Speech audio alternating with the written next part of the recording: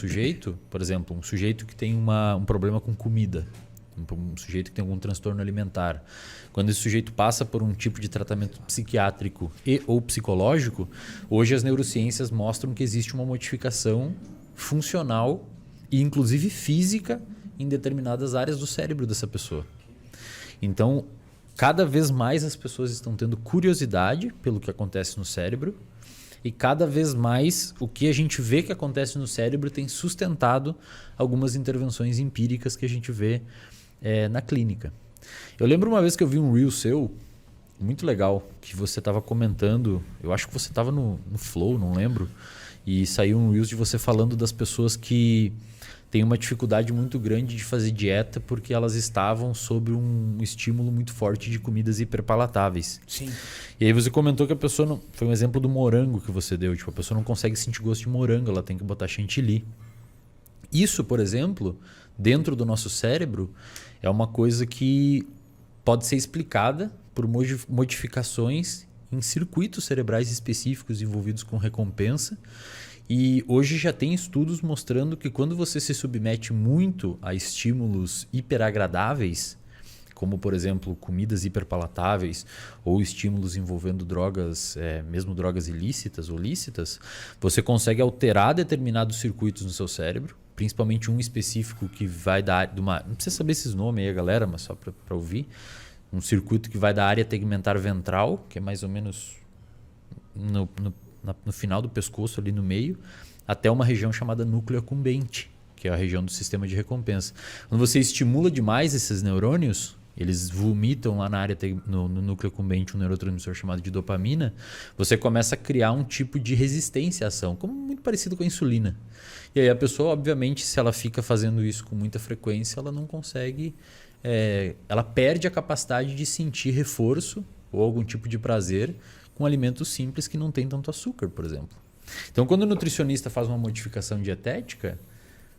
Cai em depressão. Pode... Assim, que eu falo o termo entre depressão porque ele fica triste, cara. Eu já vi pessoas obesas falar assim, a minha vida acabou. Você tirou tudo que era mais importante da minha vida, que era a comida. Você tirou a comida. Você é a única fonte de reforço. E você tá dando comida pro cara. Eu tive um projeto, o Maurício lembra, né, Maurício? Tinha um projeto que eu fiz de obesidade no meu canal. E assim... tirou comida hiperpalatável e colocou comida saudável, ele não conseguia comer, ele falava, é muita comida. Aí eu falei, tá bom, então vamos lá. 3 ovos pela manhã e uma porção de fruta é muita comida, é muita comida. Aí ele falou, você não dei conta de comer tudo. Eu falei, tá, e se eu transformar isso em pão com salame? Ele falou, como 4. Exato, porque ele jogou o cérebro dele num contexto onde é necessário um estímulo um pouco mais intenso. Esse é o mesmo mecanismo de tolerância de uma droga. Eu não estou dizendo que comida vicia, não é isso que eu estou dizendo. É um tema áspero e meio confuso, mas a galera tem que esquecer a parte do 8 ou 80. Existe um degradê. Eu não estou dizendo que comida vicia. Isso não existe. Eu estou dizendo que você consegue jogar o seu sistema de recompensa num contexto alimentar que torna muito mais difícil obter o mesmo grau de hedonia, de prazer, num contexto alimentar onde não exista tantos alimentos hiperpalatáveis. Entendi. É que parece muito com um vício. Parece muito com um vício. Por quê? Só para contextualizar, né, o pessoal e eu te falo que não vou ter que falar. A Roberta, ela fala muito isso na lição comportamental, né? Eu assisto as aulas dela e ela fala que não é que a comida vicia, é que o comportamento ele vicia. Você tem aquela satisfação trazida pela comida. Então você vicia na recompensa, não na comida. Exato. Né?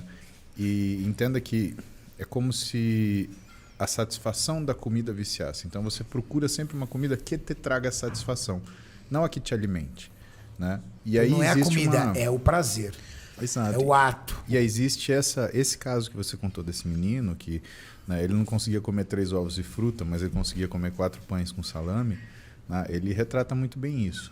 Quando ele come, por exemplo, 3 ovos e uma fruta, ele sente que aquilo deu a saciedade dele no cérebro no que ele tolera de comer aquilo, só que ele não está alimentado. E aí ele vai ao longo do dia juntando fome, porque ele não está alimentado, com a necessidade de prazer que antes ele tem por toda a refeição. E aí o que acontece? É o máximo que ele aguentar fazer dieta até às 5 da tarde. Aí chega à noite, aí de noite, Renato, eu não aguento, eu estouro. Né? E por quê? Porque é o limiar das pessoas. Né? Ele precisa ter aquela resposta hedônica, né? da alimentação, que é o comportamento que se cristalizou. Né? Se você pegar, por exemplo, assim,